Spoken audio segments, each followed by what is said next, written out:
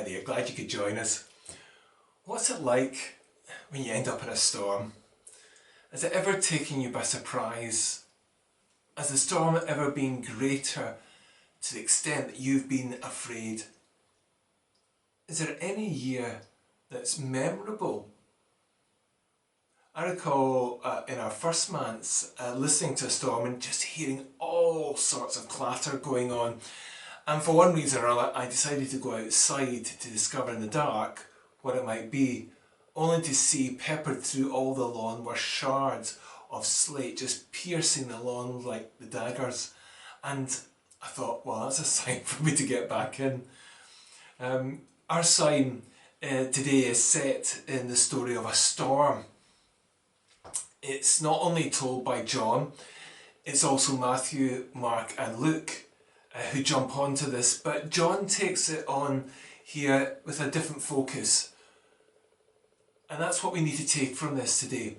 He comes with this fifth sign of John's Gospel, and we could be tempted to just have a sneak peek elsewhere and be distracted as a result of it. But John's trying to say something, and we need to spot what it is. We need to remind ourselves at this particular point why it happened and not just what happened.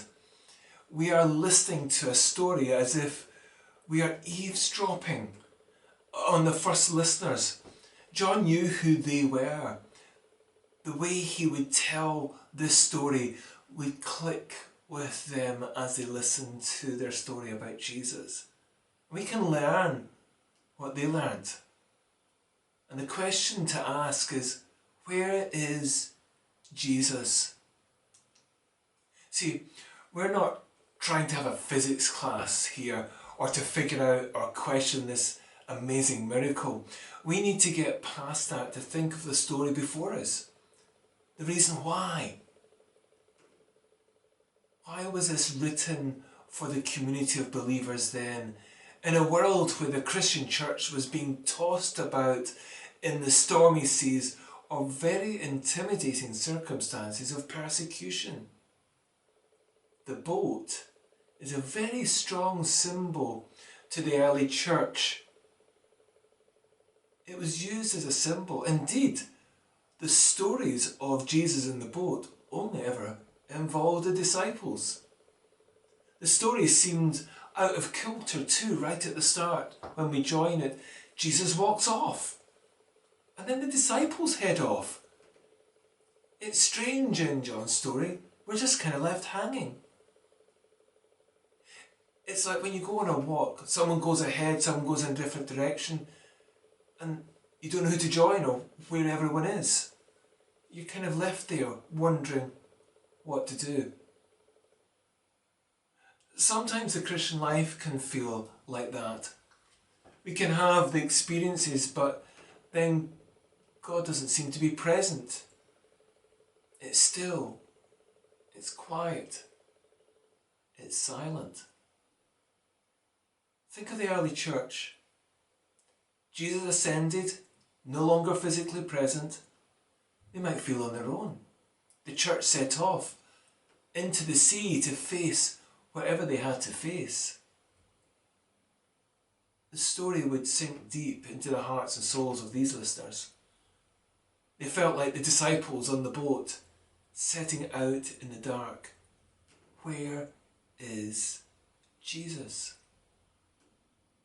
You see, Jesus' disciples, they were heading to Capernaum. That was the home. Many hills surrounded the Lake of Galilee. It was a deep lake. And because of that, sudden storms could really come on. And several disciples, well, they were fishermen. They knew this lake. They worked it. They were familiar with the weather as well. So even fishermen familiar with the settings had got lulled into a false sense of security. It was the calm before the storm. Do you know, this time last year, we were totally oblivious to the impact of COVID. Routines were normal, and then suddenly there was change. Just a month later, all change. It's the same sense for this storm, a sudden change takes the disciples by surprise. We have enough years of experience of the storms of life that we begin to realise how much a storm can shape us and reshape us. We often talk about a change in circumstance like the storms of life. So this sign is telling us to be ready, even when we think we are. And even when we are experienced and we think we can anticipate what might have happened. And even if we're prepared, we've got to be prepared that we're not prepared. These sudden storms even frightened the disciples. Unusual weather, something beyond their experience. This lockdown, for many of us, is beyond any of a generation's experience. And so there's a challenge in this story. In the middle of the storm, Jesus approaches the boat, not recognisable to the disciples. Nor did they think that this Jesus, who'd earlier performed this miracle about the bread, could this be the same Jesus that could come to them on the lake? You see, sometimes when we're going through a crisis, our feelings are everywhere, our thoughts are scattered, our faith takes a dip, our focus is blurred. It's hard to find the footing in our faith in the storms of life. Someone said, it's not until you hit rock bottom that you realise that is the foundation to build upon a rock. Sometimes God is near, but not recognisable. The God who is at work in a different area of our life that we're not familiar with.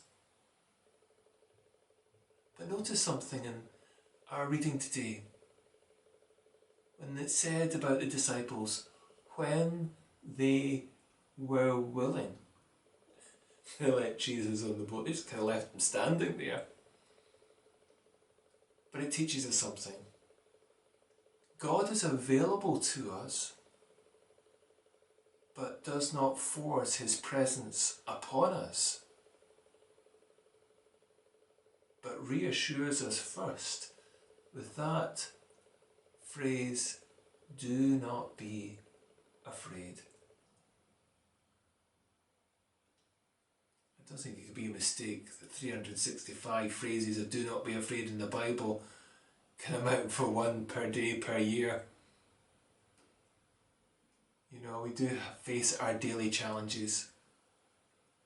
Maybe we've been going through a tough time. I wonder where Jesus is in that difficult time for you. Well, he actually might be near, waiting for a prayerful request that's not an intercession, but is an invitation. Quite different, isn't it? Have we ever thought about that? That we're asking, but not inviting? Maybe there's a change that needs to take place. We need to have him invited into our lives. In the sign, the story comes to an abrupt end, and it's hard to understand. Were they never really that far from shore when all this happened? Was it the relief of the rescue that smoothed out their minds of what happened next? Or was it easily forgotten because the crisis was over?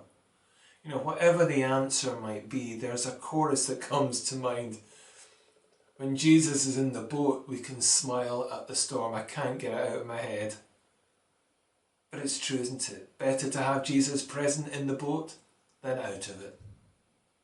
like any crisis we face, whatever way it turns, is it not better to invite Jesus into our midst than hold him at a fearful arm's length?